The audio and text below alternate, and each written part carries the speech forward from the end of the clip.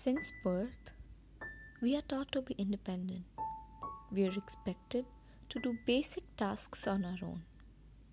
Imagine one day you get up and you can't do anything on your own. Forget being able to cook or drive yourself, you can't even use the toilet without assistance. More than 55,000 patients are admitted in acute care every day in the United States.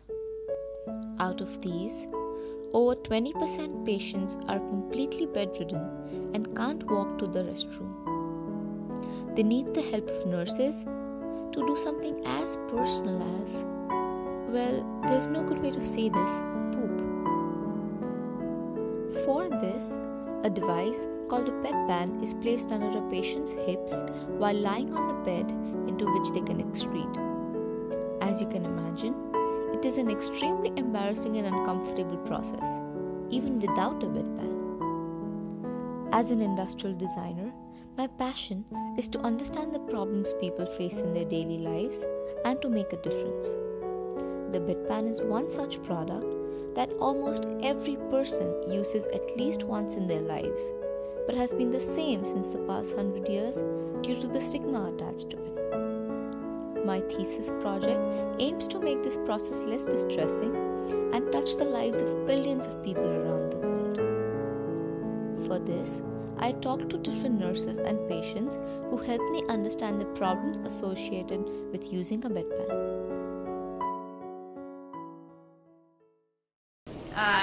Typically, we get the bedpan from wherever it's stored at, and then bring it into the room.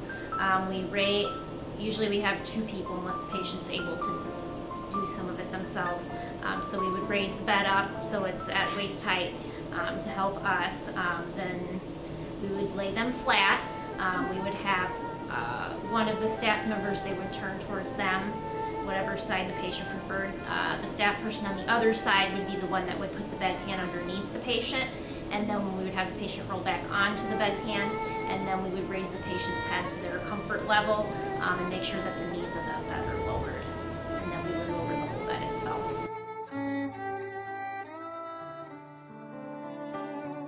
I would say for one, it's difficult to get it in exactly the right place. If you have someone who's really small, it's not an issue, but a lot of patients, especially nowadays, are a little bit larger, bariatric type of patients especially, so that makes it harder sometimes to get it exactly where you want it, so then you might have to use towels or something else in the front to kind of, make sure there's not an additional mess. Also, too, depending on how long the patient wants to be on the bedpan, when you get them off, it can be kind of stuck to them and kind of wedged under there, and as you're taking it out, it can splash, or, just make a mark on the patient, even if, if they're wanting to be on it for a while.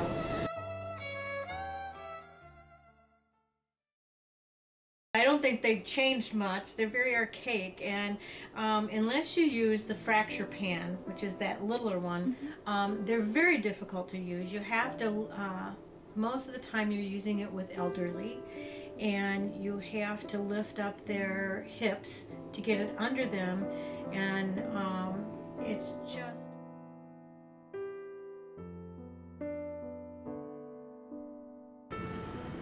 Certain sizes don't work for every patient.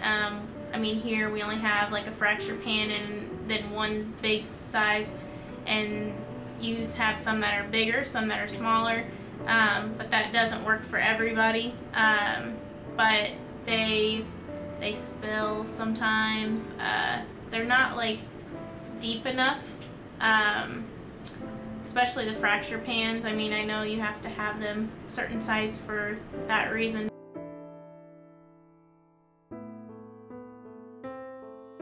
The toilet has a sprayer on it, and you can spray it that way. And then you still sometimes have to clean it with, wipes or whatever you can, whatever you use. But for the most part, the sprayer usually.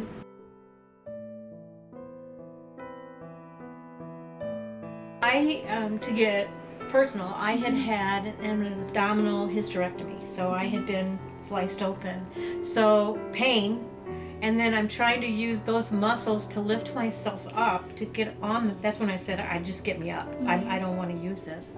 It's cold, and there's not a way to do it that it doesn't get all over you, especially the urine. Right. And it's just, yeah, very uncomfortable. And, you know, it really is something that you should use when you're sitting. I mean, if you bring the head of the bed up, Right. it was a little more comfortable. Right. That's the word you could use Right. in comparison to that thing. But, yeah, it was very bad on my back, and it, you know, you're hurting anyway, and you got IVs going, so you can't support yourself, and yeah, it's kind of scary that it's just not something that, you know, anybody focused on.